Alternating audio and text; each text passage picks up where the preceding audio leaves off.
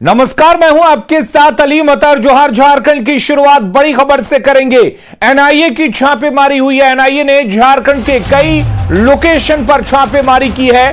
नक्सलियों के नाम पर करोड़ों की अवैध वसूली का यह मामला है। सरकारी काम को बाधित करने के मामले में भी आरोपियों पर कार्रवाई हुई है। झारखंड के 14 लोकेशन पर छापेमारी हुई है। लातेहार, चतरा, रांची के कई लोकेशन पर छापेमारी की गई है। एनआईए ने 19 दिसंबर को मामला दर्ज किया था। लातेहार में नक्सलियों के नाम पर अवैध वसूली और साजिश का यह पूरा मामला है।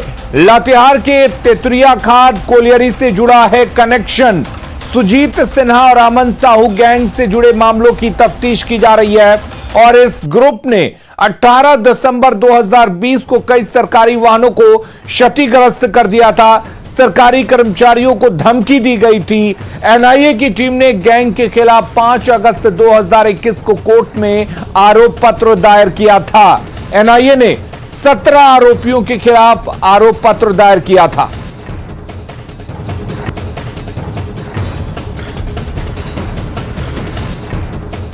तो एनआईए की बड़ी छापेमारी हुई है और कई लोकेशन पर छापेमारी की गई है। झारखंड के कई लोकेशन पर छापेमारी की गई है। दरअसल ये पूरा का पूरा मामला नक्सलियों से जुड़ा हुआ है। शंकर आनंद हमारे साथ जुड़े हुए हैं। शंकर, क्या कुछ जानकारी है? कहां कहां पर छापेमारी की गई है और क्या कुछ हाथ लगा छापेमारी में?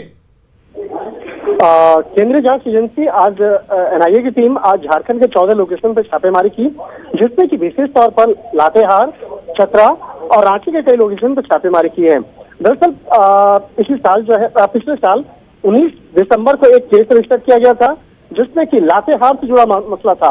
लातेहार में एक कोलियरी में किस तरह से वहां पर कुछ गैंग के द्वारा वहां पर नक्सलियों के नाम पर अवैध तौर पर वसूली की जाती थी, लेवी लिया जाता था और सरकारी कर्मचारियों के साथ में मारपीट और सरकारी संपत्तियों को नुकसान पहुंचाने का मामला था।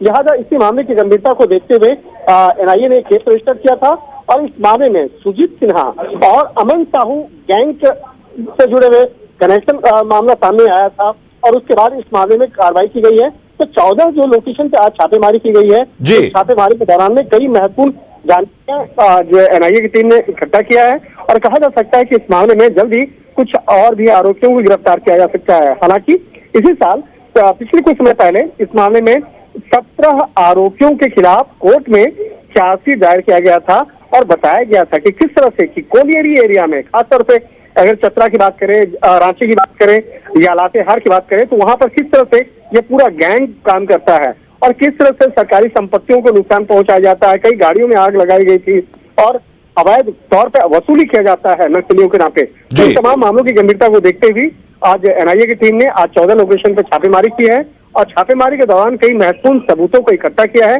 और इसी के आधार पर जल्द ही अगली कार्रवाई को अंजाम दिया जा सकता है। शंकर, यानी कि यह माना जाए कि इस पूरे मामले में छापेमारी आगे भी जारी रहेगी, क्योंकि आज काफी कुछ साक्ष्य मिले हैं। निश्चित तौर पर देखिए, कल भी कई लोकेशन पर एनआईए के अधिकारी जाएंगे और मौके से तमाम सबूतों को और तमाम दस्तावेजों को कलेक्ट करेंगे और इस मामले में कई सरकारी मुलाजिम की जो भूमिका है वो भी इस मामले पर संदिग्ध है। लिहाजा उन अधिकारियों को भी जल्द ही नोटिस भेजा जाएगा और पूछताछ के लिए बुलाया जाएगा। और किस तरह से इस गैंग का एक नेटवर्क चलता था और खास तौर पर कोलियरी एरिया जो है, कोलियरी एरिया में उसका नेटवर्क चलता था, इससे जुड़े हुए तमाम जो कनेक्शन है उसको खंगालने में एनआईए की टीम जुट गई है और इस मामले में जल्द ही कई आरोपियों की गिरफ्तारी भी संभव है। तो निश्चित तौर पे इस मामले में कल भी जो कार्रवाई एनआईए के अधिकारियों के द्वारा अंजाम दिया जाएगा। चलिए, बहुत बहुत शुक्रिया शंकर आपका तमाम जानकारी देने के लिए। रूपा तिर्की मौत मामले में सीएम के विधायक के प्रतिनिधि पंकज मिश्रा पर शिकंजा कस गया है। कोर्ट ने पंकज पर एफआईआर दर्ज करने के आदेश दिए हैं। साथ ही कोर्ट ने साहिबगंज डीएसपी के साथ साथ एससी/एसटी थाना प्रभारी और रांची के सिटी एसपी पर भी एफआईआर दर्ज कर कार्रवाई के आदेश दिए हैं। कोर्ट के आदेश के बाद पंकज मिश्रा की मुश्किलें बढ़ गई हैं।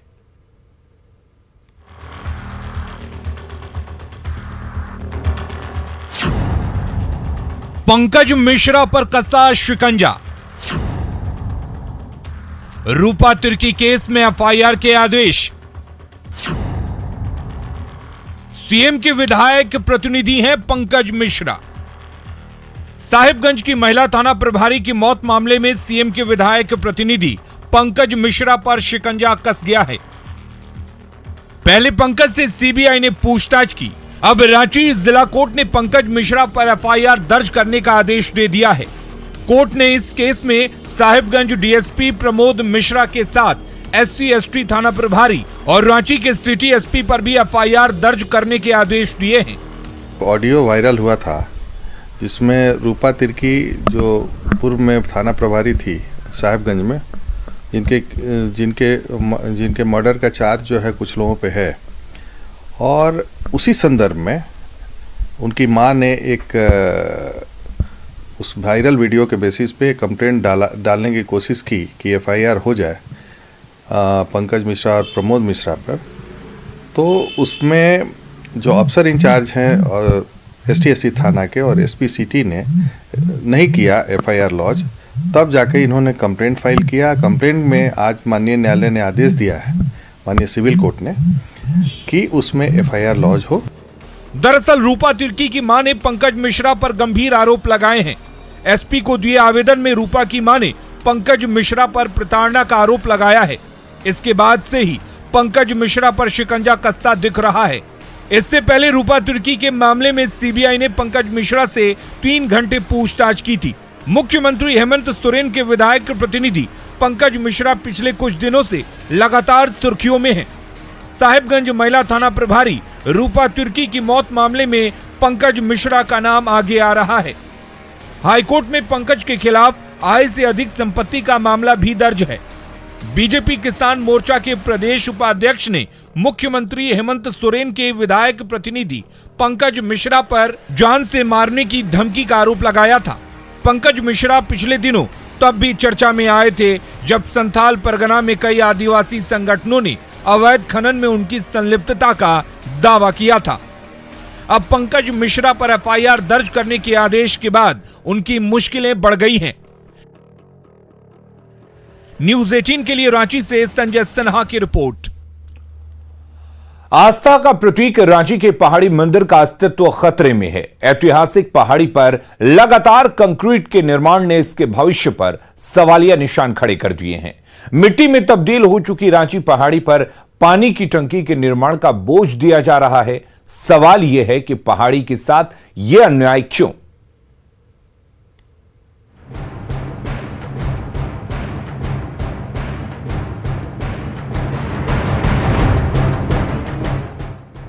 रांची के ऐतिहासिक पहाड़ी मंदिर की इन तस्वीरों को देखकर चौंक जाएंगे।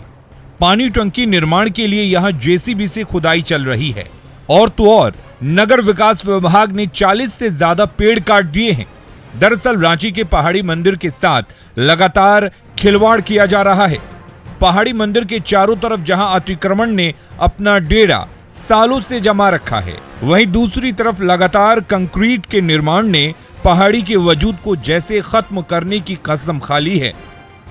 क्योंकि ये वैकेंट है, ये ठोस रॉक नहीं है, इसके अंदर बड़े बड़े व्हाइट हैं, तो इसको इंजीनियरों को काउंट कर लेना चाहिए कि लोड लेगा या नहीं लेगा। फिर ऊपर की चोटी पर नीचे खाली करेंगे तो ऊपर का लोड तो नीचे ही आएगा। ये तो इंजीनियरों को समझने की पहाड़ी तो घर बना के रखा है लोग। बाबा के आने दर्शन करने से मन आदमी सुकून मिलता है। यहाँ पर कीचड़ा खाली बिछा दिया है लोग। शुरू से मतलब कोई भी पहाड़ी मंदिर लाना चाहेगा तो बोलेगा कि अरे यहाँ पे तो अगल बगल में बस्ती बस गया है, यहाँ पे तो कुछ नेचुरल है ही नहीं देखने लायक। पहाड़ से उसका मिट्टी भी कट जाता है।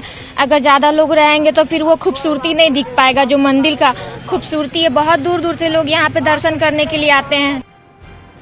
रांची के पहाड़ी मंदिर को हिमालय से भी पुराना माना गया है। यहाँ की चट्टानें खोंडालाइट किस्म की हैं, जो समय के साथ मिट्टी में तब्दील हो जाती हैं। ऐसे में पुराने पेड़ों को बचाना और नए पेड़ लगाना बेहद जरूरी है, लेकिन प्रशासन उल्टे टंकी के निर्माण के लिए पेड़ों को काट रही है। देखिए, रांची पहाड़ी पर कोई भी कंस्ट्रक्शन पहाड़ी के लिए खतरा है और अगल बगल लोगों के लिए भी खतरा है। ये हम कई सालों से कह रहे हैं, क्योंकि ये पहाड़ जो है, ये खोंडालाइट पहाड़ जो है, गार्नेटिफेरस सिलिमेनाइट ग्रेफाइट सिस्ट इसका ये जियोलॉजिकल नेम है। ये हिमालय से भी करोड़ों साल पुराना। अब ये मट्टी इसकी अपरदित हो चुकी है, पूरी चट्टान जो है पूरी तरह अपरदित होकर मट्टी बन चुका है, और उस पर कोई भी बड़ा कंस्ट्रक्शन चाहे नीचे चाहे बेस पर पेड़ को हटा के, क्योंकि इसका जो ढाल है वो भी अब खतरनाक है। इससे पहले भी इस साल 1974 में पहाड़ी के पश्चिमी हिस्से में आसपास की आबादी के लिए पानी की टंकी का निर्माण किया गया था, लेकिन जैसे जैसे पहाड़ी के चारों तरफ नए नए मोहल्ले बसते गए, जलापूर्ति की जरूरतें भी बढ़ती गईं और हर बार पानी की टंकी बिठाने के लिए ऊंचाई के लिहाज से पहाड़ी के ही अस्तित्व को खतरे में डाला गया। जो वहाँ जल मीनार बन रहा है या जो भी वाटर सप्लाई से संबंधित काम हो रहे हैं, वो ऑलरेडी एसडीओ से परमिशन है और वन विभाग के द्वारा पेड़ कटाई का भी एनओसी लिया हुआ है। इसमें कहीं कोई आपत्ति नहीं है और पहाड़ी मंदिर और पहाड़ी को कोई खतरा इस प्रोजेक्ट से नहीं है। आपको बता दें कि ये जो रांची की जो पहाड़ी है ये कोई हिमालय से भी पुरानी है। मतलब कि रांची की पहाड़ी की जो चट्टान की किस्म है ये खोंडालाइट किस्म की चट्टान है। मतलब कि मेरे हाथ में आप जो देख रहे होंगे ये उसी तरह की खोंडालाइट किस्म की चट्टान है जो समय के साथ अपर्दित होकर पूरी तरह मिट्टी में तब्दील हो जाती है। इसे हम जमीन पर पटकेंगे तो पूरी तरह चूर हो जाती है। मतलब समझ लीजिए कि पहाड़ी की जो चट्टान है तकरीबन पूरी तरह मिट्टी में तब्दील हो चुकी है। और आप समझ लीजिए कि यहाँ किसी भी तरह का निर्माण कितना पहाड़ी के लिए घातक होगा और पहाड़ी के अस्तित्व के लिए कितना खतरा पैदा करेगा। कैमरामैन संजीत तिवारी के साथ संजय कुमार सिन्हा, न्यूज़ 18 रांची। जेपीएससी के मुद्दे पर बीजेपी ने कांग्रेस पर जमकर हमला बोला। बीजेपी ने आरोप लगाया कि जेपीएससी परीक्षा में बड़ा घोटाला हुआ है, जिसे छिपाने के लिए कांग्रेस बेबुनियाद आरोप लगा रही है। बीजेपी प्रदेश प्रवक्ता प्रतुल शाहदेव ने कहा कि सांसद दीपक प्रकाश पर लगाया गया आरोप कांग्रेस की विकृत मानसिकता को दर्शाता है। प्रदेश अध्यक्ष जी के ऊपर व्यक्तिगत आरोप लगाए हैं जो इनके पार्टी की नैतिकता को दिखाता है, इनकी गिरती हुई नैतिक स्थिति को दिखाता है। कांग्रेस के कुछ नेताओं ने यह आरोप लगाया कि 2017 में हमारे माननीय प्रदेश अध्यक्ष सांसद श्री दीपक प्रकाश जी को झारखंड स्टेट क्रिकेट एसोसिएशन से निकाल दिया गया और इसी की खुन्नस में वो जो जेपीएससी के वर्तमान अध्यक्ष हैं, जो उस समय क्रिकेट एसोसिएशन के अध्यक्ष थे श्री अमिताभ चौधरी जी, उन पर वो आरोप लगा रहे हैं। देखिए, सबसे पहले ये कितनी ओछी मानसिकता वाली सोच है। हमारे प्रदेश अध्यक्ष जो एक राष्ट्रीय पार्टी के प्रदेश अध्यक्ष ही नहीं, माननीय सांसद भी हैं, उनको क्रिकेट एसोसिएशन के एक मेंबर के पद से हटाने की बात को लेकर ये पूरी राजनीति हो रही है। ये बिल्कुल तथ्यहीन है। भारतीय जनता पार्टी इसका पुरजोर खंडन करती है और हम तो जानना चाहते हैं कांग्रेस से कि आज जो जेपीएससी को लेकर जितने तमाम विवाद खड़े हुए हैं उसको लेकर क्या वो जो लाखों छात्र हैं, जो भुक्तभोगी हैं, जो सड़कों पर हैं, जिनकी सरकार ने बेरहमी से पिटाई की। कांग्रेस ने केंद्र सरकार से कोरोना संक्रमण से मरने वालों के परिजनों को 4 लाख मुआवजा देने की मांग की है। साथ ही झारखंड सरकार से भी 1 लाख मुआवजे के तौर पर देने की मांग की है। कांग्रेस प्रदेश अध्यक्ष राजेश ठाकुर और आलमगीर आलम ने कोरोना के मुद्दे पर केंद्र सरकार को घेरा।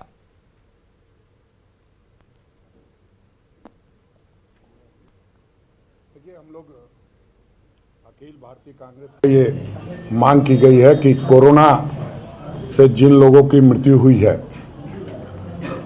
या कोरोना काल में जिन लोगों की ने जान गंवाई है कोरोना के कारण, उनको जो है भारत सरकार 4 लाख रुपए दे।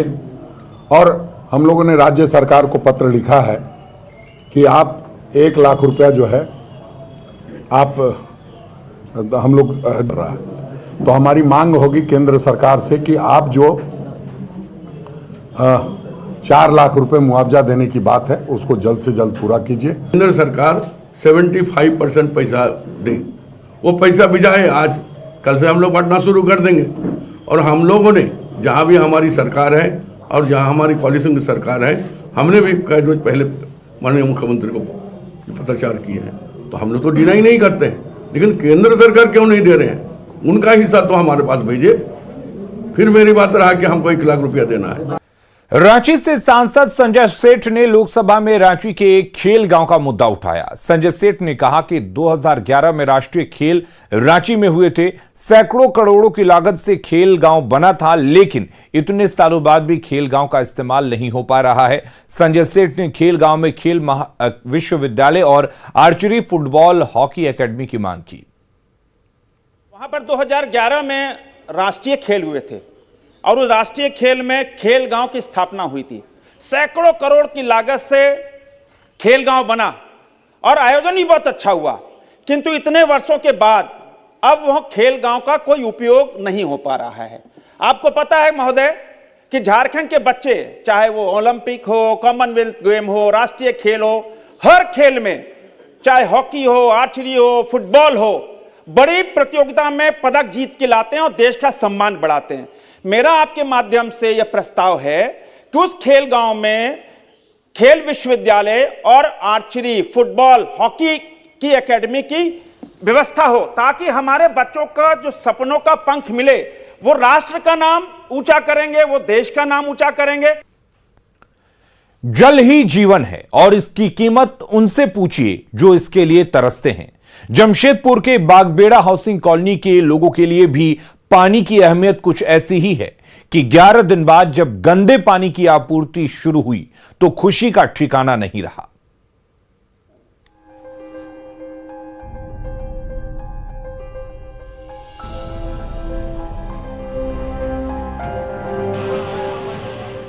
जमशेदपुर के बागबेड़ा हाउसिंग कॉलोनी में बिष्टुपुर फिल्टर पंप हाउस में अगरबत्तियां दिखाई जा रही हैं। 11 दिन से इस पंप के मोटर की तबीयत बिगड़ गई थी। मैकेनिक ने इलाज किया तो पंप ने काम करना शुरू कर दिया और इस पंप से अब लोगों के घर तक गंदे पानी की आपूर्ति शुरू हो गई। जी हां, ठीक सुना आपने, गंदा पानी। लेकिन लोगों की खुशी इतनी कि इस गंदे पानी के लिए भी मिठाइयां बांटी जा रही हैं। 11वां दिन हुआ है हमारा, 20 तारीख को ही जल गया था। आज 11वां दिन में मोटर पंप आज मिस्त्री द्वारा बनाया गया और फिल्टर प्लांट के लिए है कि चूँकि हम लोग का रेवेन्यू उतना वसूला नहीं जाता है, जिसकी वजह से हम लोग नहीं कर पा रहे फिल्टर। लेकिन हम लोग चाहते हैं कि ये विभाग भी हमारी इसमें मदद करे, किस तरह से इसको किया जा सके ताकि ये जलापूर्ति कंटिन्यू चलते रहे। सबकी कोशिश से पंप हाउस का मोटर चल पड़ा है। इस गंदे पानी की टंकी में बुलबुले भी उठने लगे हैं। धूप अगरबत्ती दिखाकर और नारियल फोड़कर पंप के अच्छे सेहत के लिए प्रार्थना भी कर ली गई। लेकिन क्षेत्र के मुखिया और पार्षद अब अपील कर रहे हैं कि इस पानी को लोग ना पिएं। यहाँ का पानी पीने लायक नहीं है। यहाँ का पानी पीने से कई बीमारी उत्पन्न होती है। लेकिन मैं बताना चाहूँगा कि यहाँ का विभाग जो है घोड़ा बेचकर चैन की नींद सोए हुए हैं। कोई भी विभाग का पदाधिकारी यहाँ पे देखने नहीं आते हैं, उनको इससे कोई मतलब नहीं है। हम लोग बिल्कुल इसमें बोलने में कोई संकोच नहीं है कि बागबेड़ा कॉलोनी में जो अभी पानी सप्लाई हो रही है वह पीने योग्य कतई नहीं है। हम लोगों से आग्रह करेंगे कि इसको घर साफ करने में, बर्तन धोने में, कपड़ा साफ करने में, इन्हीं सब चीजों में उपयोग करें।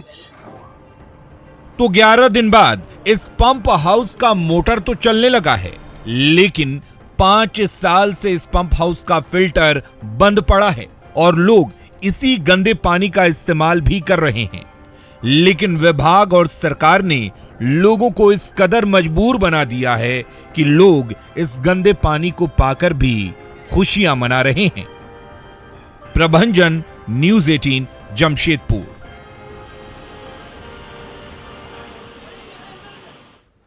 और जोहार झारखंड के इस बुलेटिन में फिलहाल के लिए इतना ही, लेकिन खबरें लगातार जारी रहेंगी। आप बने रहिए न्यूज़ 18 बिहार झारखंड के साथ।